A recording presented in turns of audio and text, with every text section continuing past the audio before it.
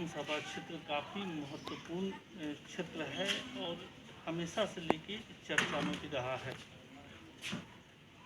लगातार यहाँ कई जो राजनेता हैं अपनी उम्मीदवारी के लिए राजधानी में दस्तक भी दे रहे हैं।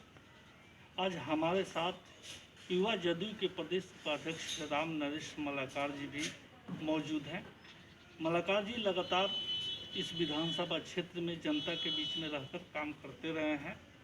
मलाकार जी, इस बार की स्थिति बिल्कुल बदल रही है। ये सीट जो है साहेबगंज का राजद के कब्जे में है और दूसरी तरफ भाजपा के प्रबल दावेदार राजू सिंह भी अपनी दावेदारी कर रहे हैं। ऐसी स्थिति में जदयू का क्या यहाँ सीन बन रहा है? देखिए, सबसे बड़ी बात है कि जहाँ तक बीजेपी की बात है तो साहेबगंज विधानसभा में 1952 से लेकर आज तक बीजेपी कभी जीती ही नहीं। तो बीजेपी का तो कोई दावा करने का कोई औचित्य नहीं है।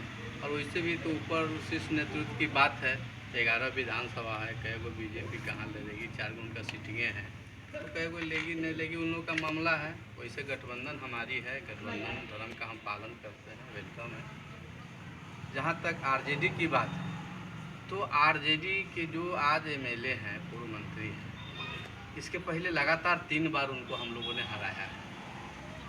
और जब वो जनता दल यू के अलायंस में जब आए तो नीतीश कुमार जी की कृपा से जनता दल यू के वर्करों के वोट से वो चुनाव जीते। यानी यहाँ जिस तरह बिहार में नीतीश कुमार जी के साथ जो अलायंस जो पार्टी करेगी सरकार उसी की बनेगी, उसी प्रकार साहेबगंज बैलेंस वोट है जनता दल। और इस बार साहेबगंज में लोग परिवर्तन खोज रहे हैं। रामविचार बाबू को भी लोग देखा, राजू बाबू को भी लोगों ने देखा। इन लोगों के बाद अब क्षेत्र में नया चेहरा का खोज। और मैं राम नरेश मालाकार लगातार क्षेत्र में 20 साल से सेवा लोगों का कर रहा हूँ। मुखिया, सरपंच, पैक्स के रूप में, फिर आपको जिला पार्षद निर्वाचित हुआ उसके रूप में, खाद्य आयोग के मेंबर के रूप में, माननीय देवेश चंद्र ठाकुर, माननीय दिनेश सिंह और राजू सिंह जी के प्रतिनिधि के रूप में लगातार साहेबगंज विधानसभा में लोगों का सेवा मैंने हर दुख सुख में किया, चाहे वो बाढ़ हो, सुखाड़ हो, ये कोरोना की महामारी हो, कहीं आग लग जाती है, हर मामले में कोई बीमार पड़ जाते हैं, किन्हीं के ऊपर कोई झूठा थाने में मुकदमा दर्ज कर देता है, हमेशा 24 आवर्स मेरे पास दूसरा भाई साहब जनता की सेवा करने के सिवा दूसरा कोई काम ही नहीं है। मेरा सोना जगना साहेबगंज की जनता के लिए समर्पित है। खास करके जनता दल यू के सिपाही हूँ, पैदा लिया इसी दल में, मरना भी है इसी दल में। नीतीश कुमार जी को हम पर भरोसा था, उन्होंने खाद्य आयोग का मेंबर बनाया, राज्य मंत्री का दर्जा दिया। हमने पूरे बिहार में पहले विदेश में छत्तीसगढ़ नंबर 1 पर था सप्लाई में। जब मुख्यमंत्री जी हम लोगों को मेंबर बनाए, खाद्य आयोग का गठन किया, तो बिहार देश में दूसरा स्थान प्राप्त किया सप्लाई में। हम लोग की मेहनत का देन है। आज हर गांव में हर व्यक्ति को हर महीने राशन की राशन उपलब्ध है, ये हम लोग का देन है, नीतीश कुमार जी का देन है। नीतीश कुमार जी अच्छे लोग हैं, उन पर कोई दाग नहीं है। वो देश के जाने माने धरोहर हैं बिहार के। दुनिया के लोग नीतीश कुमार जी के किए हुए कार्यों का उल्लेख करते हैं, इनके किए हुए कार्यों का अनुकरण करते हैं। तो उनके आधार पर खास करके हम पवनी समाज के लोग हैं, हमारा पवनी समाज का गठन है पूरे बिहार में। हम अति पिछड़ा से हैं, वैश्य से हैं और हम पर कोई जाति पाति का दाग नहीं है, न इससे हम कोई खास मतलब रखते हैं। हम साहेबगंज में विकास के सिवा दूसरा कुछ हमको लगता ही नहीं है। देखिए बंगरापुर हमने माननीय मुख्यमंत्री जी से मांग किया था। साहेबगंज में कई जगह, साहेबगंज पहले इतना बड़ा ब्लॉक हुआ करता था लेकिन वहाँ एक सार्वजनिक शौचालय नहीं था, मैंने उसका निर्माण करवाया। कई जगह पानी टंकी का व्यवस्था कराया, कई जगह लोगों को आने जाने में पुल पुलिया की अभाव थी, मैंने मुख्यमंत्री जी तो बड़ा बड़ा पुल दिए ही, लेकिन हम लोगों के आग्रह पर क्षेत्र में छोटा छोटा भी पुल बनवाने का मुख्यमंत्री सेतु से उन्होंने काम किया, ये हम लोग के आग्रह पर। तो विकास देखिए बिजली 24 आवर्स।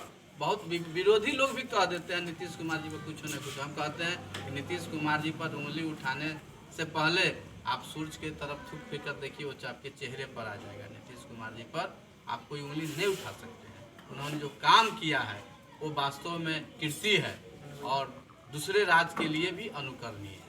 आपका कहने का मतलब है, अभी आपने चर्चा किया कि जदयू के बिना सपोर्ट का कोई यहाँ पार्टी जीत नहीं सकता है।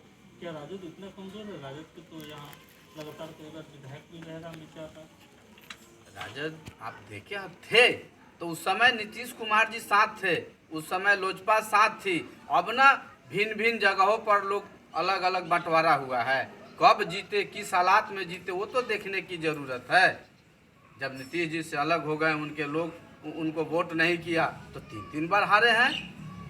इसलिए अब इस बार कुछ नहीं, जनता परिवर्तन चाहती है साहेबगंज में और नया चेहरा का खोज है। ये आप भी जानते हैं और सब कोई जानता है। और मैं क्षेत्र का हूँ और 1977 से भगनारायण राय जी के बाद अभी तक साहेबगंज प्रखंड का कोई विधायक नहीं बना है। ये भी साहेबगंज के लिए एक बहुत बड़ा डिमांड है और हम खास करके दिन रात लगे रहते हैं। युवा है, ये है। यानी कि पूरी तैयारी आप कर रहे हैं? हाँ बिल्कुल, 100%। मेरा एक सूत्री काम है जनता का सेवा करना, पार्टी का काम करना और चुनाव की तैयारी करना। और मान लीजिए कि यदि आपको टिकट नहीं देती तब क्या करेंगे? अब तो नेता कैसे टिकट नहीं देंगे?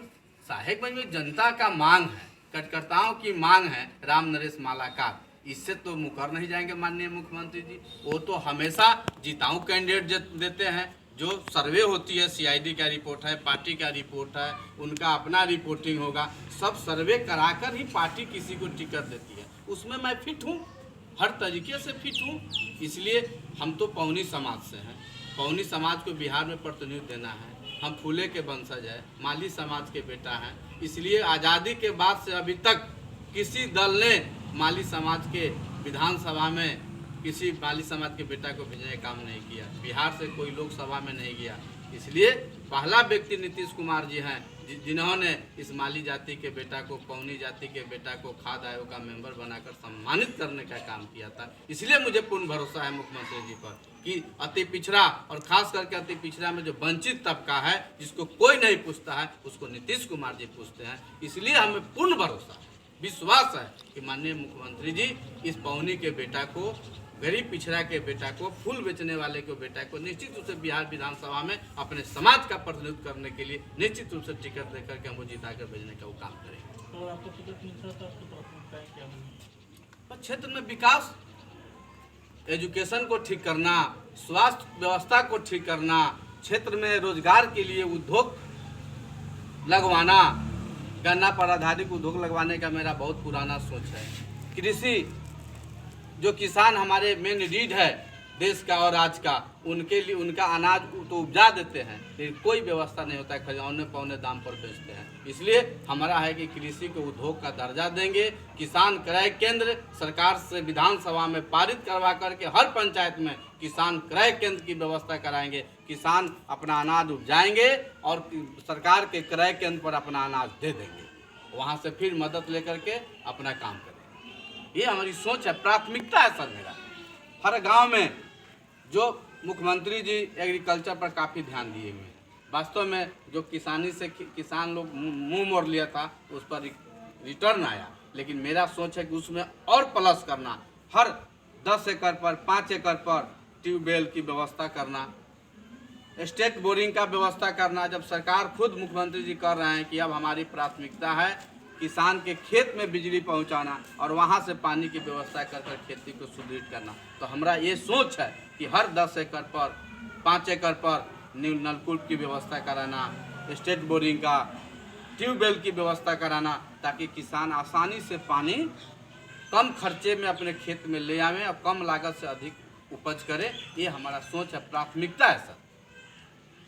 साहेबगंज विधानसभा क्षेत्र से राम नरेश मालाकार भी अपनी दावेदारी कर रहे हैं। देखना यह दिलचस्प होगा कि जदयू का हाईकमान इनको टिकट देता है या नहीं देता है। मालाकार जी, आपने अभी से बात की, बोलते हैं।